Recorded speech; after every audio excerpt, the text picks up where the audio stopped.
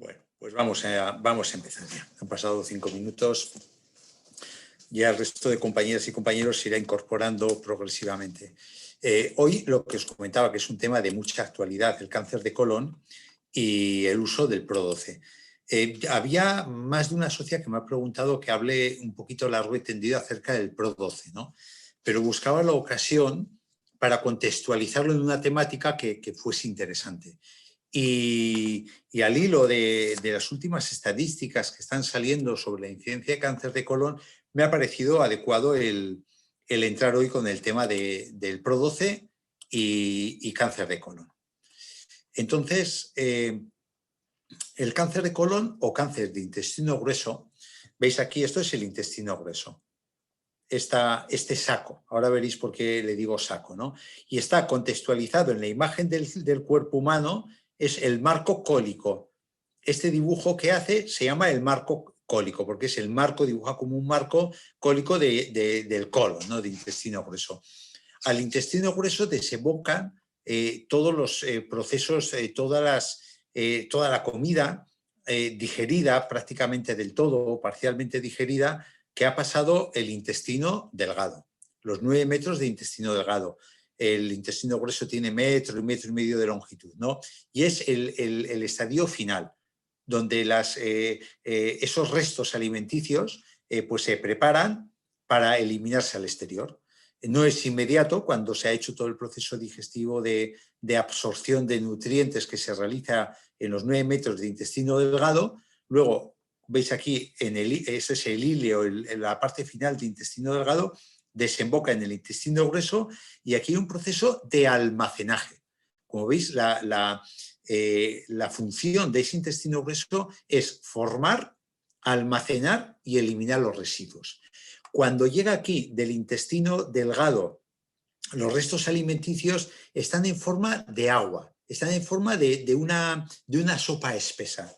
Y entonces el trayecto a lo largo del metro y pico de intestino grueso, pues se va compactando las heces, se van compactando las cacas y ya va cogiendo forma, la forma que vosotros conocéis, para eliminarse al exterior. Entonces, este es un proceso de absorción, sobre todo fundamentalmente de absorción de líquidos, ¿no? Entonces, el intestino grueso es una bolsa con esta forma que va depositando los restos alimenticios ya en su mayor parte digeridos, va absorbiendo líquido y sales, sobre todo, potasio, sodio, algunos otros minerales, no muchos, pero algunos minerales, se va desecando. Esas heces se van haciendo más compactas y son eliminadas al exterior. Aquí se generan unas funciones muy importantes. Yo lo banalizo de que es un saco tonto, lo digo en muchas ocasiones, que lo único que hace es almacenar, ¿no? Pero es una función muy importante, sobre todo si nosotros tenemos un ritmo intestinal adecuado. ¿Que eso qué significa? Que desde que entra la comida por la boca hasta que sale por el intestino grueso han de pasar 24 horas, todo va bien. Pero el gran problema es lo que puede ir mal, ¿no? Si este ritmo no es el adecuado, ¿qué es lo que puede ir mal? ¿Cómo nos puede afectar? Pues la mayor parte del problema lo podemos tener precisamente aquí, si no tenemos un ritmo adecuado. ¿Por qué?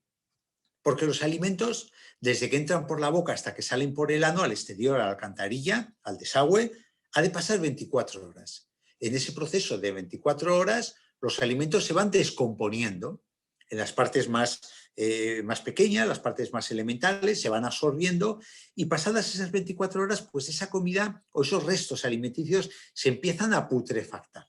Entonces, lo propio es que esa putrefacción ocurra en la alcantarilla en vez de ocurrir en nuestro intestino grueso. ¿Cómo y por qué puede ocurrir esa putrefacción en el intestino grueso? Pues bien, cuando llegan aquí los alimentos, el intestino empieza a absorber agua y ese agua va acompañada de sodio, de potasio, de algunos electrolitos, de cloro también, y se hace pequeñita. Es decir, y eso va en la medida de que nuestro cuerpo necesite más o menos agua. ¿A qué me refiero? Nosotros en el 70% somos agua. El agua es fundamental para nuestro cuerpo, insisto, porque somos de 10 partes, 7 somos agua. Las células, recordad, hemos comentado más una vez, están flotando en agua. El espacio extracelular no hay célula pegada con célula, siempre tienen un espacio extracelular con un poquito de agua, de líquido. Eso justifica que el 70% seamos líquido. Pues bien, si nosotros en nuestra alimentación por la boca no tenemos la hidratación suficiente, entonces nuestro cuerpo va a intentar sacar agua de donde sea. Claro, y lo lógico es que ese agua vaya a través de los alimentos y a través de la ingesta diaria de agua, de 2 a 3 litros al día. Pero si no metemos el agua suficiente, entonces la absorción de líquido en el intestino grueso va a ser máxima. Es decir, las deposiciones, las cacas, las deyecciones, se van a quedar muy chiquititas, muy chiquititas, muy chiquititas. Y entonces el organismo siempre tiende a optimizar recursos. ¿A qué me refiero? Mientras en el intestino grueso no haya un volumen fecal, no haya un volumen de deposiciones de caca suficiente como para contactar pared con pared de intestino, no va a haber un reflejo peristáltico, es decir, no va a haber un reflejo de movimiento del intestino en forma de onda para evacuar estas deyecciones hasta el exterior. ¿Por qué? Porque no tiene sensación el intestino de que está lleno de deposiciones. Entonces, como no tiene muchas deposiciones, pues ¿para qué me voy a estar moviendo inútilmente si no tengo muchas deposiciones? ¿Y cómo podemos llegar a que las cacas sean muy pequeñas, que no tenga percepción el intestino de que no hay volumen fecal para eliminar al exterior? Pues simplemente cuando no bebemos agua y cuando ese agua es absorbida totalmente de nuestras cacas. Entonces, ¿qué pasa? Lo siguiente es que como no hay movimiento intestinal, porque no hay volumen fecal, porque estamos absorbiendo totalmente el agua, estas deposiciones se empiezan a descomponer dentro de nuestro cuerpo. Empezamos a tener un auténtico vertedero en nuestro intestino grueso. Entonces, lo que va a empezar a absorber ese intestino grueso no es agua con cloro, con potasio, con sodio, sino que va a ser agua putrefacta, con un montón de residuos, con un montón de elementos tóxicos que tienen que estar en la alcantarilla. Por eso, cuando hemos hablado específicamente del estreñimiento, hemos dicho que produce tanta patología que no tienen aparentemente nada que ver con el intestino, pero que están debidas a ese atasco intestinal, ¿no? Porque absorbes elementos tóxicos, sobrecarga la función hepática, entorpeces todo lo que es la circulación, aumenta el dolor de cabeza, aumenta el afloramiento de acné, el cuerpo intenta eliminarlo por unas vías alternativas, esos residuos al exterior, ¿no? Entonces es importantísimo ese ritmo intestinal, es importantísimo tener un buen depósito de heces, o sea, no un buen depósito de heces, sino unas heces voluminosas formadas porque nos estamos hidratando, porque nuestro cuerpo no necesita coger el agua de nuestro intestino grueso para hidratarnos, ¿no? Eso es muy importante, teniéndolo en cuenta. Hoy vamos a hablar de intestino grueso y del cáncer de colon porque es la segunda causa de muerte después del cáncer de pulmón y está empujando al cáncer de pulmón. Dentro de no mucho tiempo se va a poner en primer lugar la incidencia de cáncer de muerte, de muerte por cáncer de intestino grueso por encima de pulmón. Y eso va a depender mucho de lo que nosotros hagamos o de lo que nosotros no hagamos. Ahora vamos a ver a qué me refiero. Os pongo aquí una publicación importante de Pharmaceutical Research. En esta publicación, no hace mucho tiempo, se hablaba de que en conjunto, en lo que es la patología degenerativa cancerosa en el cáncer, del 5 al 10% de los cánceres la causa es genética. El resto de los cánceres en conjunto, abarcando también intestino grueso, el resto de las causas, pues tenemos que es por influencia medioambiental, del entorno. ¿A qué me refiero? El 35% de las causas son debidas a la alimentación, 30% al tabaquismo, 20% a infecciones y el resto, pues a factores medioambientales, como hemos hablado en más de una ocasión, la radiación, la influencia del radón en el cáncer de pulmón, el estrés, el sedentarismo, la contaminación, son elementos que también son desencadenantes y que ocasionan cáncer, ¿no?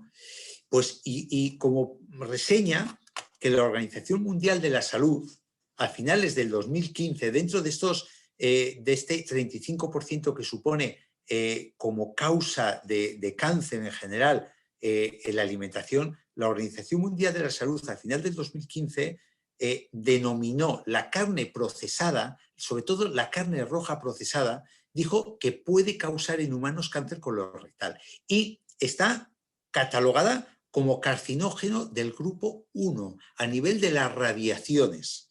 O sea que mucho ojo con esto. Y otro elemento, otro estudio que os saco a colación es del Instituto Americano de Investigación contra el Cáncer, que es una referencia mundial en los números 1 a este nivel, que comentaba cómo en Estados Unidos el 33% de los cánceres se puede prevenir con 3 cosas, 3 pautas muy sencillas que hemos hablado muchas veces de nuestra perspectiva preventiva en LR, con una alimentación saludable, con una actividad física saludable y manteniendo un peso saludable. Y dentro de esto estamos hablando que el 50% del cáncer colorectal, el 50% se puede prevenir con estas 3 simples medidas, teniendo una alimentación saludable, una actividad física y un peso saludable, el 50% de cáncer colorectal. Entonces, por eso os he comentado que esta subida de la incidencia del porcentaje de muerte por cáncer colorectal está en nuestra mano. O sea, la mitad del riesgo que podemos tener de tener cáncer colorectal a lo largo de nuestra vida, lo podemos evitar con estas pautas, con una alimentación saludable, con una actividad física y con un peso saludable. Que del peso hemos hablado largo y tendido cuando hemos desarrollado a principio de año el tema del body mission. Consejos preventivos con respecto al cáncer de intestino grueso. Voy a ir al grano. ¿Cómo podemos actuar? ¿Qué podemos hacer nosotros para prevenir? En primer lugar, comer más vegetales y comer más frutas. ¿Por qué? Por una razón muy sencilla. Porque en la composición de los vegetales y la fruta, sobre todo cuando son de temporada y cuando son de proximidad, hay una gran riqueza de antioxidantes y de fitoquímicos que actúan protegiéndonos. Por ejemplo, ¿qué? El magnesio. Hay estudios muy buenos de la actividad protectora del magnesio que nos hablan de por cada 100 miligramos adicionales de consumo de magnesio en la alimentación, hay una disminución de un 12 a un 13% de la incidencia de cáncer de colon por cada 100 miligramos. Desgraciadamente, la alimentación es muy carencial de magnesio, muy carencial de magnesio. Tenemos más carencia de magnesio de lo que creemos que necesitamos. ¿Por qué esta incidencia tan alta? Pues se piensa, los estudios, parece ser que el magnesio actúa disminuyendo la resistencia a la insulina, es decir, disminuye el nivel de insulina en sangre, con lo cual la insulina, cuando está alta en sangre, es un procarcinógeno. ¿Por qué? Porque hace crecer células anómalas, ¿no? Fitoquímicos, en conjunto de fitoquímicos que nos aportan los vegetales, las frutas de proximidad y de temporada, actúan disminuyendo la inflamación, eliminando sustancias anticancerígenas, desechando las células viejas y preservando nuestra carga genética, preservando nuestro ADN, es decir, evitando que tengan una mutación degenerativa procancerosa. Fibra también es otro de los elementos que nos va a aportar, que ahora vamos a hablar más en detalle, el consumo de vegetales y de frutas. A mayor consumo de vegetales hay menor incidencia de cáncer colorectal, debido en gran medida también al aporte de fibra que vamos a desarrollar ahora. Otro elemento fitoquímico que es muy importante son, por poner un ejemplo, que podríamos poner infinidad, porque hay muchísimos, pero ya se podía tecnificar mucho la charla, los sulforafanos, que hemos hablado mucho cuando hemos hablado de las crucíferas, de la col, del brócoli, de las coles de Bruselas, que son específicamente anticancerígenos. Los estudios nos hablan de una actividad anticancerígena, antimutagénica, antitumoral, ¿no? Por poner un ejemplo, ¿no? Lo que os comento, la fibra. La fibra es muy importante. Así como por cada 100 gramos de aporte adicional de magnesio disminuye del 12 al 13% la incidencia de cáncer colorectal, por cada 10 gramos de fibra adicional disminuye un 10% el riesgo de padecer cáncer colorectal. Y podemos tomar fibra de muchos sitios. Por ejemplo, de las ciruelas secas. Las ciruelas secas nos hacen un aporte de fibra extra. Nos aportan fibra, pero también nos aportan polifenoles. Estimulan el crecimiento de la microbiota, alteran favorablemente los factores de riesgo de cáncer colorectal que vamos a desarrollar, los factores medioambientales que inciden en mayor incidencia de cáncer colorectal. Y fijaros la tabla que he puesto aquí. ¿Sabéis a qué corresponde esto? Mirad, es una tabla de composición. Es una tabla de composición que nos habla que por cada 100 gramos, este producto nos está aportando 51 gramos de fibra. Es una barbaridad. Es decir, que si nosotros tomamos 20 gramos, nos está aportando 10 gramos de fibra. O sea que con consumir 10 gramos de este producto, estamos disminuyendo el riesgo de cáncer un 10% de cáncer colorectal. ¡Guau! Es una pasada. ¿Y sabéis lo que es? El Fiberbus. Esto es la composición del Fiberbus. 51% de fibra. Pero no, ojo, no solo estamos diciendo que estamos metiendo fibra, es que estamos metiendo fibra con un montón de antioxidantes y fitoquímicos. En este caso, que proceden de la algarroba, que es excelente en antioxidantes, una composición de primer orden en cuanto a aporte de antioxidantes, del glucomanano y de la fibra de coñac. O sea, que estamos metiendo una fibra completa en el sentido de que no solo es hidrato de carbono que forma la fibra no digerible, sino que aportamos también un montón de fitoquímicos. Y fijaros, solo con 10 gramos al día, estamos disminuyendo un 10% el riesgo de padecer cáncer colorectal. ¿Por qué la fibra? Porque muchas veces, de forma desgraciadamente, muchas veces no tomamos la fibra que tenemos que tomar. Antes, al principio del siglo pasado, el consumo de fibra, en los estudios que hay hechos, era de 100, y de hecho se ven en las poblaciones que son medio tribales, por ejemplo, tribus del Amazonas, que aún conservan ciertos rasgos de que cuando éramos cazadores-recolectores, el consumo de fibra es de 100 gramos al día. Aún hay grupos poblacionales que lo consumen. Pues hoy en día el consumo de fibra es de 5 gramos al día y la recomendación de la Organización Mundial de la Salud es de 20 gramos al día.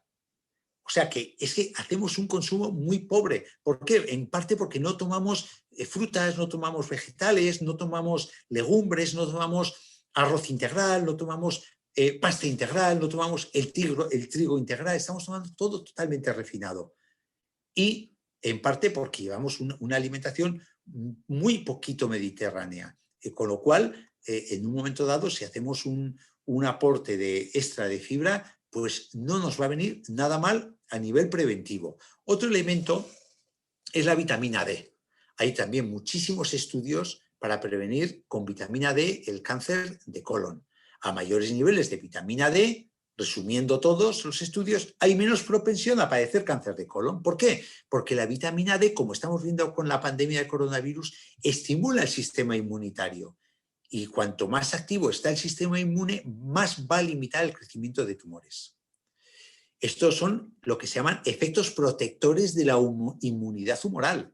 Normalmente, en analítica de sangre, el nivel óptimo de vitamina D tiene que oscilar de 40 a 60 nanogramos por mililitro. Cuando vuestra médica o vuestro médico de atención primaria os vaya a hacer una analítica, pedidle que os pida la vitamina D. A ver cuánto estáis. Os sorprenderéis que la mayor parte de vosotras y vosotros estáis por debajo de 30 nanogramos. Estáis en situación de insuficiencia de vitamina D.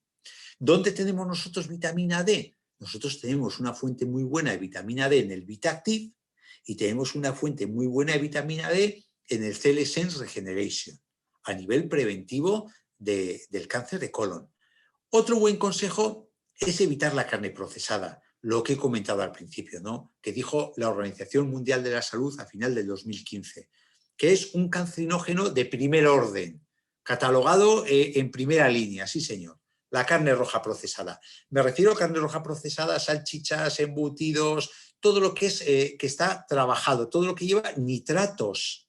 ¿Por qué? Porque esos nitratos del procesamiento de la carne roja se transforman en nuestro intestino en nitrosaminas, que son cancerígenas. Pero no es ya solo por las nitrosaminas, sino porque llevan conservadores, saborizantes, colorantes, exceso de sal. Todo malo y todo perjudicial en mayor o menor intensidad para nuestro organismo. Realmente no hay un límite seguro de consumo de carne roja procesada. Con lo cual, si la evitamos, mejor. Que no quita, yo no soy muy de talibanismos, de extremismos, no quita que un día de verano te tomes una barbacoa, pero ya está, es un día de verano. No estás cada semana tomando barbacoa. Carnes rojas, pues lo mismo. Los estudios nos están hablando que a mayor consumo en los individuos que tienen mayor consumo de carne roja se ve un 24% extra de riesgo de padecer cáncer de colon frente a los individuos que hacen un consumo pequeño o muy moderado de carne roja. Hay una comparación, hay comparativas, estudios que hacen la comparativa, ¿no? Y la carne roja, estamos hablando tanto del cocinado como la fuente de la carne roja. Me refiero que cuando tú cocinas una carne roja a altas temperaturas, como son asados, fritos, barbacoas, que estás quemando la carne, que estás dejando la carne negra, que es un error, se generan muchas aminas heterocíclicas, se generan hidrocarburos aromáticos policíclicos que impregnan la carne y son cancerígenos todos. Y también influye la fuente, es decir, de dónde viene esa carne roja. Por ejemplo, que sepáis que en las granjas de producción de vacas, esas granjas masivas, pues claro, se tienen que alimentar esos bichos con granos, con cereales. Pero claro, esos cereales, desgraciadamente, pues muchas veces son ricos en glifosato. ¿Qué es el glifosato? Es el componente del Roundup.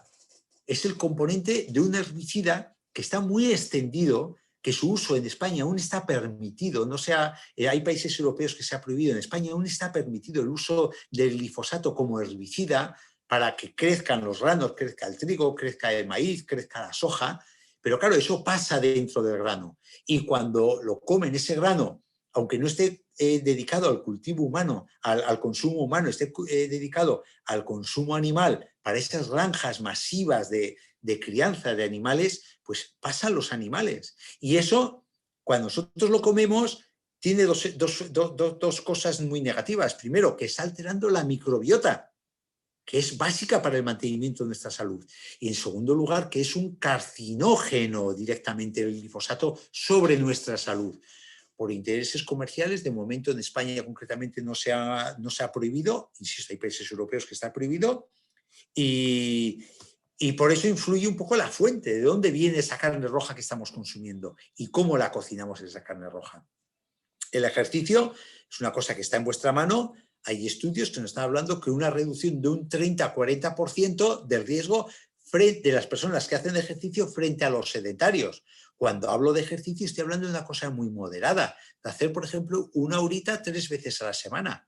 No hablo de un ejercicio extenuante, hablo de un ejercicio adaptado a las posibilidades de una persona, pero sí un ejercicio que sea un ejercicio aeróbico y anaeróbico, que sea un ejercicio completo, que te muevas, que te oxigenes, que muevas todos los grupos musculares de tu cuerpo, que hagas un poquito de tonificación con pesas, que andes en cinta, que vayas a correr, que nades ahora que es el verano.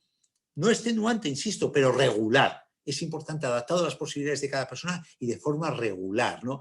¿Por qué nos ayuda para prevenir el cáncer de colon? Pues lo mismo que el magnesio, disminuye los niveles de insulina en sangre, que los niveles de insulina altos en sangre son procarcinógenos. ¿Y cuándo ocurren niveles de insulina altos? Cuando abusamos del consumo de hidratos de carbono, sobre todo del azúcar directo, no del hidrato de carbono con fibra complejo, sino del hidrato de carbono directo, ¿no?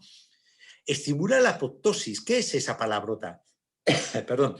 La apoptosis es la tendencia que puede tener una célula, como veis aquí en la imagen, una célula carcinógena a suicidarse. Se estimula la tendencia al suicidio de las células carcinógenas. Estimulan la autodestrucción de las células carcinógenas. El ejercicio, fijaros qué forma tan sencilla de luchar contra el cáncer. De hecho, a mí me ha venido, es la primera vez que me ha venido por escrito de unas recomendaciones hace una semana a una de mis pacientes que tiene cáncer de pecho, por parte de la oncóloga del Hospital de Motril, ejercicio de intensidad moderada diariamente, todos los días. La primera vez que me viene por escrito esa recomendación por parte del Departamento de Oncología del Hospital de Motril. La primera. Por algo será. Y también, cuando haces ejercicio, mejora toda la circulación. Y si mejora la circulación, una de las cosas que vamos a tener es que te va a llegar las células inmunitarias a todas las partes del cuerpo. Entonces, estas células del sistema inmune, que por cierto también se estimulan con el ejercicio, tanto en la proliferación como en la actividad, nos van a llegar a todas las partes del cuerpo, incluso hasta el cáncer nos van a llegar. Con lo cual, vamos a tener unas posibilidades de que destruya las células cancerosas. Otro buen consejo es mantener peso saludable, sobre todo la grasa abdominal. ¿Y sabéis qué método actúa directamente sobre la grasa abdominal? Si no lo sabéis, preguntádselo a Jorge o preguntádselo a Dani. El Body Mission. Tenemos en nuestra mano un arma para hacer una dieta equilibrada que nos haga perder peso con alegría, manteniendo la salud y sobre todo incidiendo esa pérdida de peso en la grasa abdominal. Muy importante.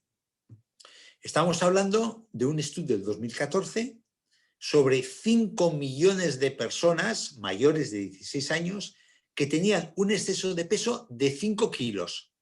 Pues se vio que este grupo de personas tenía un mayor riesgo de padecer 10 tipos de cánceres diferentes.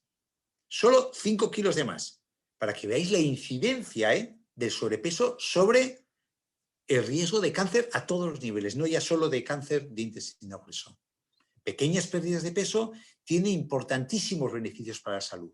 Ya no solo para prevenir cáncer, sino a nivel cardiocirculatorio, para tener una piel sana, para dormir saludablemente, para tener mayor producción de melatonina, etcétera, etcétera, etcétera. Y sobre todo, dentro del sobrepeso, la grasa abdominal, la grasa que se centra en la banda del abdomen, esta que veis en la imagen, es la que mayor propensión nos da al padecimiento de cáncer de intestino grueso.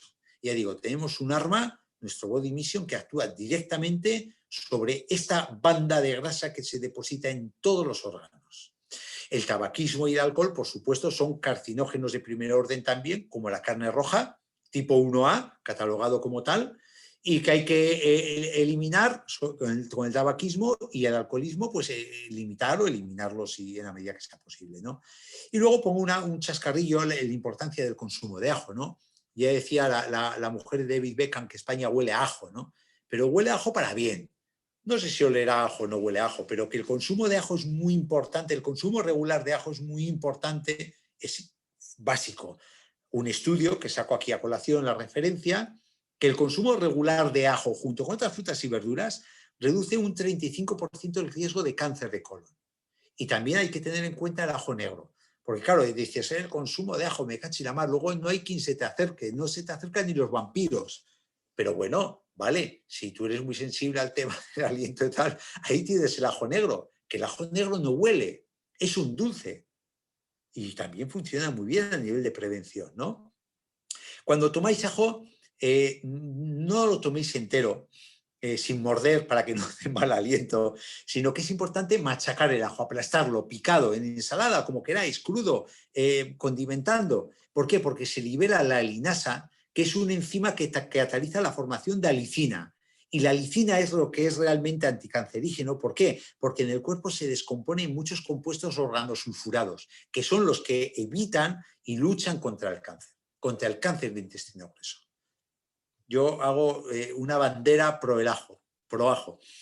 Estos son los consejos que ahora os voy a dar, otros consejos adicionales, pero quería hacer un pequeño hincapié para que no se me pase la importancia de la detección precoz. Es el cribado masivo, ¿no? Hay dos formas de hacer cribado. Cuando tú ya, por ejemplo, tienes un antecedente familiar de cáncer de colon, que hay pólipos familiares, o tú has tenido pólipos en el intestino grueso, la mejor detección y el mejor cribado de cáncer son las colonoscopias. ¿Por qué? Porque además las colonoscopias pueden ser quirúrgicas, es decir, la médica o el médico gastroenterólogo te mete el tubito con su cámara vía anal y te está viendo todo el intestino de cabo a rabo. Entonces, si hay algún pólipo, directamente también te hace una extirpación del pólipo y luego se analiza en el laboratorio. se hace la anatomía patológica. Por eso me refiero que las colonoscopias no solo son exploratorias y para la detección del cáncer, sino que son quirúrgicas en el sentido que pólipo que veo, pólipo que quito y punto, ¿no? Lo único que al principio sí que eran, bueno, al principio hace 5 o 6 años aún se hacían sin anestesia, eran muy engorrosas, ¿no? Hoy en día ya te sedan, haces una sedación que luego se revierte rápidamente, no notas nada, lo único que el aire que te mete la doctora o el doctor en intestino grueso luego hay que sacarlo por algún sitio y por las orejas no sale, que lo sepáis. Entonces, hombre, pues cierta incomodidad depende por dónde andes, ¿no?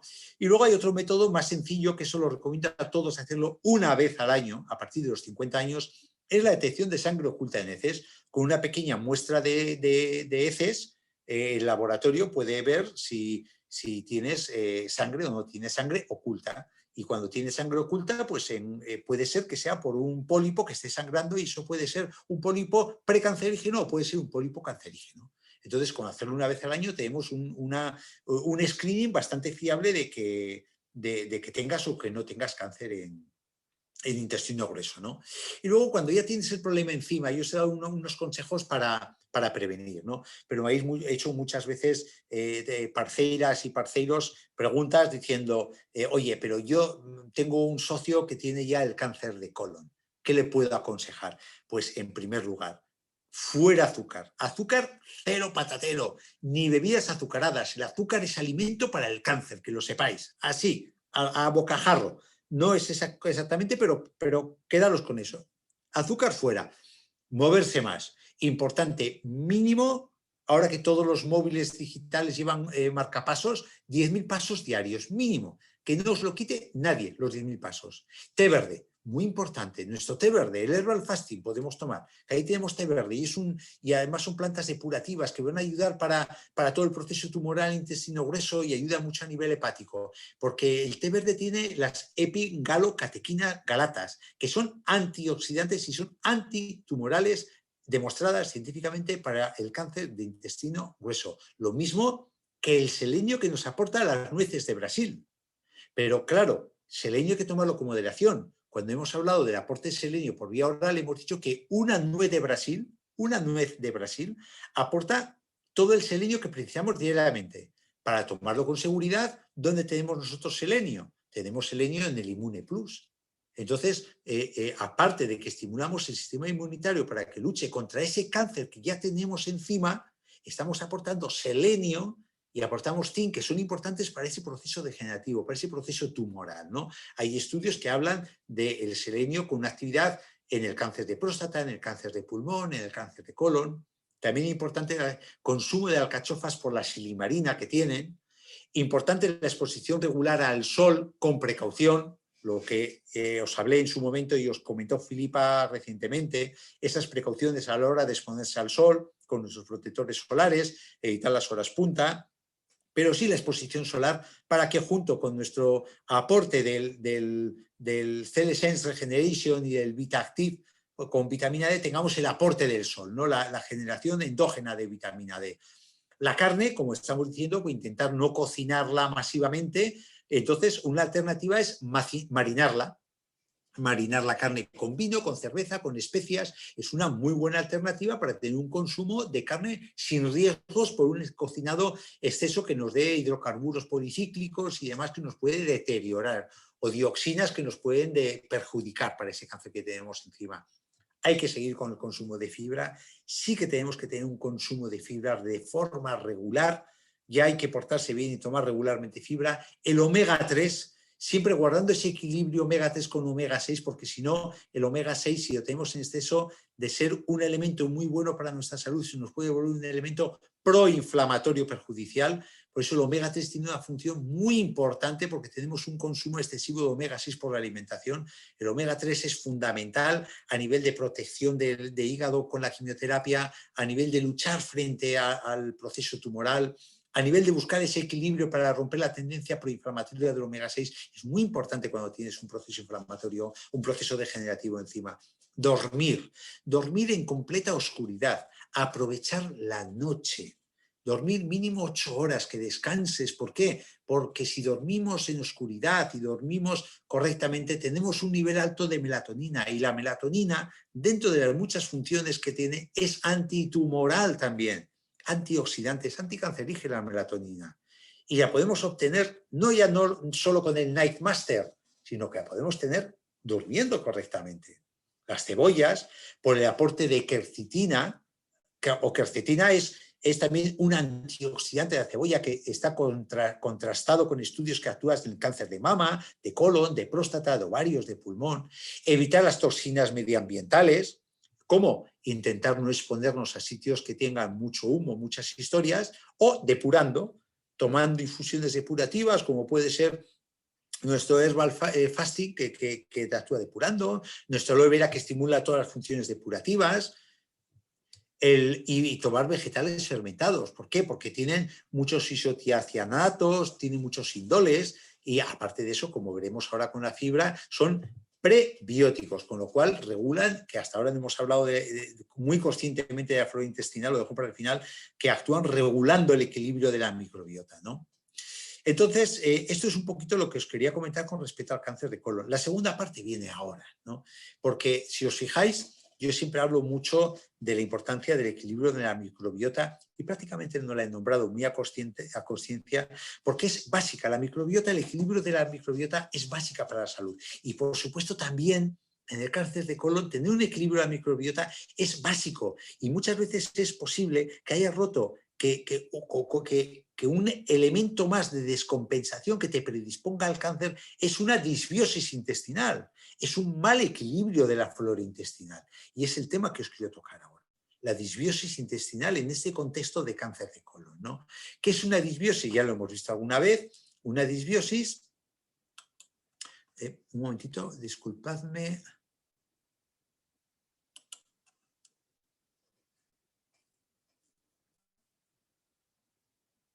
Vale. ¿Qué es eso lo hemos hablado en alguna ocasión, es una alteración persistente del equilibrio normal de la microbiota intestinal. La microbiota intestinal son esas bacterias que tenemos en nuestro intestino, tanto intestino delgado, pero sobre todo intestino grueso, que son fundamentales para nuestra salud. Tienen un equilibrio con bacterias malas. El 85% de esos millones y millones de bacterias que tenemos en el intestino son bacterias buenas para nosotros, que nos benefician nuestra salud, y hay un 15% de bacterias malas. Cuando rompemos este equilibrio, pues desgraciadamente aumenta la cantidad de bacterias malas y bajan la cantidad de bacterias buenas, con lo cual tenemos un gran acúmulo de bacterias tóxicas que generan graves disfunciones que afectan al sistema inmunológico, afectan al metabolismo, afectan al sistema nutricional, produciendo una carencia nutricional, porque ni se digieren bien los alimentos, ni se asimilan bien los alimentos, e incluso puede tener alteraciones genéticas. Es lo que se llama un cáncer por alteración epigenética, es decir, puede una disfunción del equilibrio de la microbiota, una disbiosis, puede generar una transformación de los genes, puede aflorar determinados genes silentes que pueden ser procancerígenos en el organismo. Es decir, que esto puede ser el origen de una disbiosis de muchísimas enfermedades, como vamos a ver ahora, de enfermedades del aparato digestivo, como es el estreñimiento, la celiaquía, que es la alergia al gluten, permeabilidad intestinal, que es la madre de todas las enfermedades, un intestino irritable, enfermedad de Crohn, cáncer de colon, enfermedades inflamatorias como la artrosis, reumatismos, alergias, fatiga crónica, fibromialgia, enfermedades metabólicas como hipertensión, obesidad, diabetes, hipercolesterolemia. Hay bacterias que actúan sobre el colesterol, enfermedades cutáneas como acné, eczemas, dermatitis, psoriasis, herpes, enfermedades infecciosas, como puede ser una diarrea por mucha proliferación del Campylobacter pylori, por ejemplo, resfriados, gastroenteritis por proliferación excesiva de Escherichia coli, gripe, Clostridium difficile, Helicobacter pylori, que es la bacteria del estómago, la bacteria del cáncer del estómago. Puede ser causa de cáncer, una disbiosis intestinal, y puede ser causa de enfermedades neurológicas degenerativas, como Parkinson, Alzheimer, depresión, autismo, etcétera, etcétera, etcétera. O sea que una disbiosis puede estar, no que ocasione directamente, pero puede estar detrás de muchas patologías, ¿eh?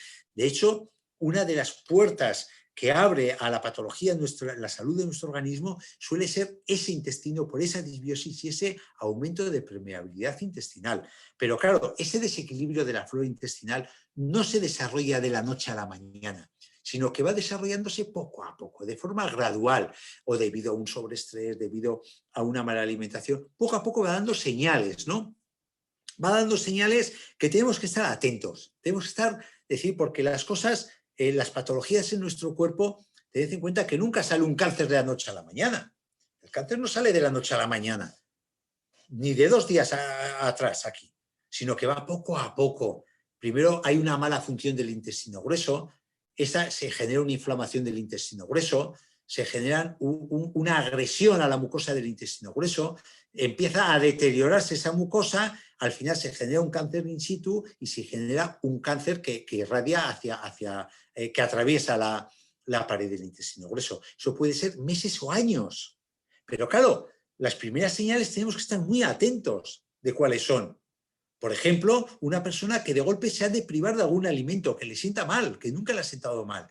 Y dices, ahí va, me está sentando mal la sandía. Y a mí nunca me ha sentado mal la sandía. Pues igual es una disbiosis, igual tenemos un problema de desequilibrio de flora intestinal. Se encuentra una persona cansada sin causa aparente, me refiero sin causa aparente, que haya dormido bien, que haya comido bien, que no tenga anemia. Y esto se repita a días. Y si me encuentro cansado, que no puedo con mi cuerpo, y el médico me dice que está todo bien. Igual es una disbiosis, que está alterando la absorción de nutrientes. El rostro está apagado, amarillento, cetrino. Hay una irresistible tendencia a comer dulces porque lo demanda igual una proliferación de cándida en nuestro intestino grueso por esa disbiosis. Cada vez cuesta más perder peso.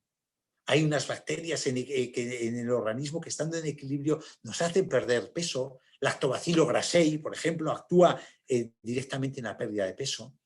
Otros síntomas como náuseas, pérdida de apetito, distensión abdominal, dolor abdominal, eructos excesivos, mal aliento, sabor desagradable en la boca, flautulencias, diarreas, estreñimiento. O sea, son un montón de cosas que tenemos que estar atentos, y nuestro cuerpo siempre nos saca la banderita de socorro. Atiéndeme, que si no esto va más, y te voy a dar un estacazo para que me escuches, ¿no? Eso en todas las patologías. Hay unos elementos que son disruptores intestinales, es decir, son cosas, situaciones, elementos que te pueden alterar el equilibrio de la microbiota y pueden empezar a generar esa disbiosis, como por ejemplo alimentos procesados, alimentos fermentados, el agua fluorada o el agua clorada, que es para hablar un webinario entero sobre el agua, azúcares, carbohidratos sin fibra, no estoy hablando de los azúcares que tiene el aloe vera, del azúcar que tiene la sandía, del azúcar que tiene el melón. Hablo del azúcar puro, refinado, porque me comentaba una socia ayer por la noche, decir, hombre, me dice un señor que tiene el MindMaster, tiene 13 gramos por ciento de hidrato de carbono, de azúcares. Claro, pero es un azúcar que es del hidrato de carbono de la aloe vera, porque tiene un porcentaje muy alto de aloe vera, pero ese no es el hidrato de carbono malo, ese no es el azúcar malo, es un azúcar, ese es un hidrato de carbono complejo, es un hidrato de carbono con fibra, con oligoelementos, que nos va a beneficiar. Yo me refiero al azúcar refinado, el que echamos en el café, para que os entendáis. Carbohidratos sin fibra, antibióticos, nos mata toda la flora intestinal. Ojo, cuando hay que tomar, pero con moderación y con cuentagotas, y siempre bajo una prescripción de una doctora o un doctor. Las carnes y lácteos de granjas convencionales, que puedan tener glifosatos, lo que hemos comentado antes con la carne roja y el cáncer de intestino grueso, aparte que tenga glifosatos, puede tener antibióticos esa carne, porque en las granjas pues, no se lleva muchas veces de forma, ¿cómo diría? Para que no se me enfaden los que comercializan carne, no se lleva una adecuada práctica, ¿no? Frutas y vegetales que no sean orgánicos, que lleven muchos pesticidas, herbicidas, granos y trigo que no sean orgánicos, que no sean integrales, analgésicos, antiácidos, el estrés mismo. Es un elemento que altera la microbiota, altera el equilibrio intestinal. Entonces, como veis, es que la microbiota se encuentra muy amenazada por todas las esquinas, por cualquier cosa se puede encontrar amenazada la microbiota. Por eso es importante el que nosotros sepamos que tenemos un buen elemento a nuestra disposición, como es el Pro12, para actuar sobre esto. Y además el Pro12, yo soy los que dicen que hay que tomarlo de forma regular. Y lo que hemos comentado antes, cuando no tenemos un ritmo intestinal adecuado, cuando tenemos más bacterias malas que buenas, cuando se rompe el equilibrio del 85% buenas, 15% malas, el organismo se pudre por dentro. Se agotan los intestinos, aumenta la permeabilidad intestinal, no hay una buena digestión, el cuerpo almacena más grasa, aumenta la dificultad de perder peso, se acumulan toxinas en el cuerpo, no se asimilan los nutrientes correctamente. Tenemos un auténtico vertedero lleno de toxinas patógenas dentro de nuestro cuerpo y esas toxinas penetran y bacterias dentro de nuestro organismo por esa permeabilidad intestinal. Se debilitan muchísimo las defensas. Tened en cuenta que las defensas están en un 80% en la membrana que hay debajo de toda la mucosa del intestino delgado y del intestino grueso. Ahí está el 80% de nuestro sistema inmunitario. Y si se rompe ese binomio de equilibrio de la microbiota con la mucosa intestinal, va a afectar directamente al equilibrio con el sistema inmunitario, porque esos tres elementos están en correcto equilibrio permanentemente. Y rompes uno, rompes todo. Ya decía Hipócrates, no sé por qué este señor llegó a decir eso hace tantos cientos de años, que decía que con toda probabilidad la fuente de las enfermedades no deba encontrarse en ningún otro lugar que no sean las ventosidades o las flautulencias, dependiendo de si son por exceso o por defecto, o bien si entran en el cuerpo en demasía o impregnadas en miasmas mórbidos. Joder, qué clarividencia. De verdad es que con estos genios ancestrales hay que quitarse el sombrero. Es impresionante que sin tener la tecnología ni el conocimiento que se tiene hoy en día, haya sido capaz de decir esto hace 2000 años. ¿Cómo ha sido capaz de decir esto un señor? Impresionante, impresionante. Está describiendo lo que he dicho ahora en lo que llevamos de webinario, ¿eh? Entonces, y sería un error por nuestra parte parchear.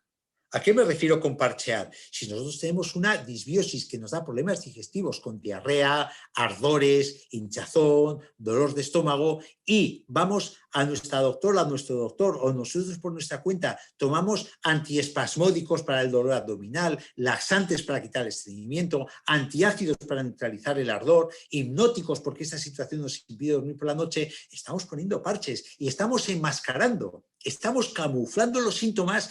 Pero claro, esas causas van a más, van creciendo y al final nos va a pegar una colleja que nos van a escuchar hasta en China de la colleja que nos va a dar nuestro cuerpo. Cuanto más tiempo se pasa sin resolver el problema, más gordo se va a hacer el problema. Y al final, exactamente, haces como no uses, no detectes esas banderas de auxilio de tu cuerpo, vamos a acabar generando una patología gorda, hasta un cáncer de intestino grueso sí se puede generar, ¿eh? Entonces, las estrategias que hay cuando los parches encima son ineficaces, tenemos dos opciones. O cambiar de alimentación, ir a una alimentación sana, o seguir por el derrotero que estamos yendo, que acabaremos con cáncer de colon y acabaremos con un montón de historias, problemas cardiovasculares, con Alzheimer y demás, si no tomamos la disyuntiva de la alimentación sana. Pero a pesar de eso, hay criaturas que llevan tanto deterioro que igual es tarde. Igual ya solo con una alimentación correcta no llegamos a estabilizar y tenemos que echar mano del exterior para recobrar nuestra salud con un Pro12, con un Fiber Boost, con una aloe vera como prebiótico, con una aloe vera Immune Plus por el aporte de jengibre como prebiótico y el aporte de zinc para la mucosa intestinal. Entonces ya es cuando entra ahí nuestro consejo, ¿no? Entonces las estrategias que ¿veis? Para evitar la disbiosis son muy parecidas a las que he dado con el cáncer de colon. Y las pongo un poco por reseñarlas, ¿no? Consumo de alimentos fermentados, ricos en probióticos, chucrut, yogur, encurtidos, que no estén pasteurizados, por supuesto, porque el yogur pasteurizado no vale nada, están todas las bacterias muertas. Si se hace en casa con un kéfir o un yogur o un kéfir de agua, mejor. Eliminar el azúcar de la alimentación, porque es un caldo de cultivo para las cándidas, produce muchos gases, muchas flatulencias. Los alimentos, intentar que sean ecológicos para limitar los contaminantes químicos que pueden alterar el intestino. Y la toma de probióticos y la toma de prebióticos, es decir, tomar un buen simbiótico. ¿Y qué es un simbiótico? Simbiótico es un elemento que contiene prebióticos y contiene probióticos. ¿Qué es el prebiótico? El prebiótico es, esto es técnicamente como se define, un ingrediente no digerible, que no se puede digerir en el intestino delgado, un ingrediente no digerible de los alimentos que tiene efectos beneficiosos para nosotros, para el huésped, porque reduce la estimulación selectiva, porque produce una estimulación selectiva del crecimiento y o actividad de las bacterias del colon, mejorando la salud del huésped. Es decir, que es un prebiótico, es una fibra que el intestino delgado no consigue digerir, pasa al intestino grueso y ahí sí que se digiere. Y en el intestino grueso tiene la función selectiva que apoya a la mucosa del intestino grueso y apoya a nuestras bacterias. ¿A qué apoya? A los prebióticos, a los probióticos. Entonces, nosotros en el ProDoce como prebiótico tenemos el FOS, que es el fructooligosacárido, que proviene de frutas, verduras como plátanos, tomates, achicoria, cebollas, ajos, espárragos, cebada, trigo, algas y caña de azúcar. Como veis, nada que no haya dicho ya previamente para tomar en la alimentación. Entonces se fermenta en el colon por los bifidobacterias, por los lactobacilos y actúan acidificando el intestino, reforzando el efecto barrera de los probióticos. O sea que es alimento y es fundamental. Y luego, aparte, que esos prebióticos, nuestro intestino los metaboliza. Ya hemos dicho, el intestino delgado no los puede metabolizar, no los digiere, pero sí el intestino grueso y produce, entre otras cosas, ácidos grasos de cadena corta, que son nutrientes para los enterocitos y para la flora intestinal y para la función del hígado y para la función depurativa de nuestro cuerpo. Ayuda a disminuir el azúcar, a disminuir el colesterol y a disminuir los triglicéridos en sangre. Y luego tenemos los probióticos, que según la FAO desempeñan una importante acción en las funciones inmunológicas, digestivas y respiratorias y podrían tener un efecto significativo en el alivio de las enfermedades infecciosas de los niños y de otros grupos de alto riesgo. Estamos hablando de la definición de la Organización Mundial de la Salud. Cuando el microbioma, nuestra microbiota, nuestras bacterias están desequilibradas, están equilibradas, hay un mayor nivel de energía y en caso contrario, cuando están desequilibradas, estás agotado, estás que no tienes rendimiento energético. La composición de nuestro ProDoce, os voy a dar una pequeña pincelada simplemente de 9 de los elementos que lo componen, ¿no? Porque hay muchísimos estudios de cada una de las cepas que componen el ProDoce. Es que ya digo que de las 12 cepas tenemos una composición muy buena, de las mejores que yo he visto en el mercado. Y luego ya no solo es la composición de cepas, el equilibrio de las cepas junto con el fructooligosacárido, el prebiótico, ¿no? Sino que están con un doble envoltorio que permiten el paso de la barrera ácida del estómago. Entonces, con menos cantidad de probióticos, vamos a tener mayor efecto de implantación en nuestro intestino, tanto delgado como intestino grueso. Tenemos el Lactobacillus acidophilus, que he dado 3 características de cada uno, porque tienen muchísimas, pero he puesto las más relevantes, para que sepáis un poco cuando nosotros tomamos el ProDoce, cuando yo recomiendo de forma sistemática casi de toma a todo el mundo el ProDoce, una cápsula al día cuando menos, ¿por qué es? ¿Qué voy buscando? ¿Qué consejos quiero dar? Cuando tenemos el Lactobacillus acidophilus, que es el típico que tenemos, por ejemplo, en los yogures, fortalecen la salud digestiva y de las defensas. Y además tiene una característica muy especial, que resiste a los ácidos y resiste la bilis, que son los grandes destructores de las cepas probióticas que metemos por la boca. Y entonces eso permite ofrecer una colonización del intestino delgado y intestino grueso duradera porque pasan estos ácidos y estas bilis en mayor cantidad. Tenemos el Lactobacillus casei, que actúa sobre la respuesta de nuestras defensas, estimulando las defensas y además ayuda al manejo del estrés. ¿Por qué? Porque promueve los niveles saludables de serotonina, que es un neurotransmisor que cuando está en equilibrio en nuestro sistema nervioso central se entiende que hay un estado de normalidad emocional. El Lactobacillus rhamnosus reduce los síntomas gastrointestinales cuando hay problema gastrointestinal, apoya el control de peso y los niveles saludables de colesterol, ayuda a reducir los niveles de pesticidas en el hígado, es un depurativo y actúa sobre el hígado graso. Hay un estudio muy bonito que actúa sobre el hígado graso, disminuyendo el hígado graso. Eso es el rhamnosus. Cada vez oiréis hablar más del rhamnosus en medios de comunicación. Lactobacillus plantarum regula el tránsito intestinal, mejora el estado nutricional. ¿Por qué? Porque aumenta la absorción de nutrientes, aumenta la absorción de proteínas, disminuye el colesterol, disminuye el PCR, que no es el PCR del coronavirus, sino el factor inflamatorio intestinal, estimula el sistema inmunitario también. Luego tenemos el Lactobacillus paracasei, que mejora la integridad del intestino, es decir, evita la permeabilidad intestinal. ¿Por qué? Porque actúa metabólicamente sobre las células del intestino, sobre los enterocitos, y por ende mejora la respuesta del sistema inmunitario, reduce la gastroenteritis que se produce cuando tomas antibióticos. El Lactobacillus bulgaricus, pues es el último elemento que quería destacar dentro de los lactobacillus, que es el sexto que tenemos, mantiene el pH de la mucosa adecuado. ¿Qué significa esto? Que determinados cepas de lactobacillus producen un pH ácido en su entorno. ¿Por qué? Esto es muy bueno porque evita que ese entorno sea colonizado por bacterias patógenas que no son capaces de vivir en ese medio ácido que genera, y en caso de no estar este Lactobacillus bulgaricus, sí que tiene más facilidad porque falta ese medio ácido en nuestro intestino para asentarse y desarrollarse, generando patología en nuestro cuerpo. También el bulgaricus, que es el del yogur, para que sepáis, descompone la lactosa, por eso se dice que la leche fermentada, es decir, la leche de yogur, da menos problema. ¿Por qué? Porque la lactosa está fermentada, gracias al Lactobacillus bulgaricus, que entre otros sitios está en el yogur, metaboliza lípidos y reduce el colesterol. También quería destacar las bifidobacterias, es otra cepa de microbiota, el longum, que promueve la respuesta saludable al estrés y reduce también la sintomatología gastrointestinal, es decir, los problemas de diarreas, de dolores de estómago, de hinchazón, de flatulencia, de digestión pesadas.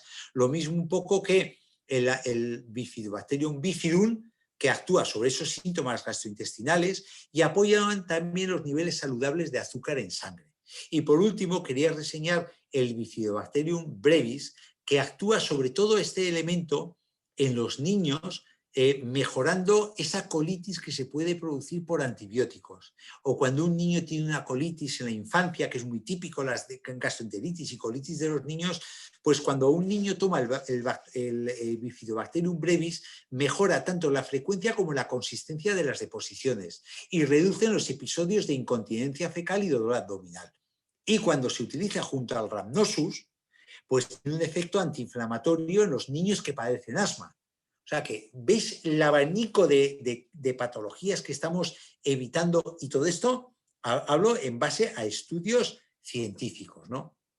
Si nosotros somos capaces de normalizar la flora intestinal, de normalizar la microbiota, nos estamos garantizando, como ya he dejado entrever, una digestión correcta de alimentos y un suministro correcto de nutrientes en el intestino grueso solo. ¿A qué me refiero? Que al intestino grueso, ya hemos dicho, del intestino delgado, llegan elementos que el intestino delgado no puede digerir, como son carbohidratos como almidón, celulosa, la inulina, que es también un prebiótico, el fruto oligosacárido, que es un prebiótico, y restos proteicos no digeridos en el intestino delgado. Pero no significa que no sean aprovechables, todo lo contrario. Gracias a esta flora que estoy describiendo, se digieren. Y entonces tenemos un montón de efectos terapéuticos, como es la producción de ácidos grasos de cadena corta, que ya he comentado antes, de hecho una pequeña reseña con una diapositiva, que son importantes para el metabolismo hepático y el metabolismo de la insulina.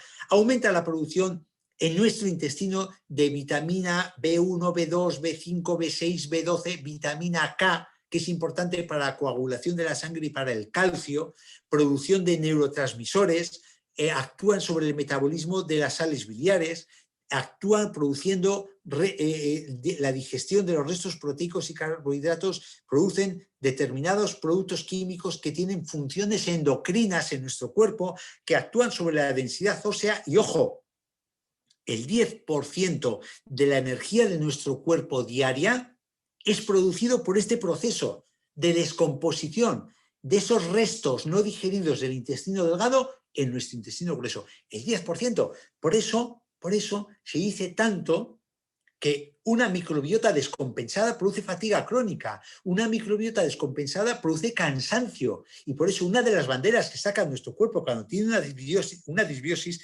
es un cansancio sin causa aparente. ¿Por qué? Porque el 10% de la energía de nuestro cuerpo se está produciendo por un correcto funcionamiento de nuestro intestino grueso. Mirad la importancia que tiene esa bolsa que trato yo a veces con despecho cuando me refiero a ella.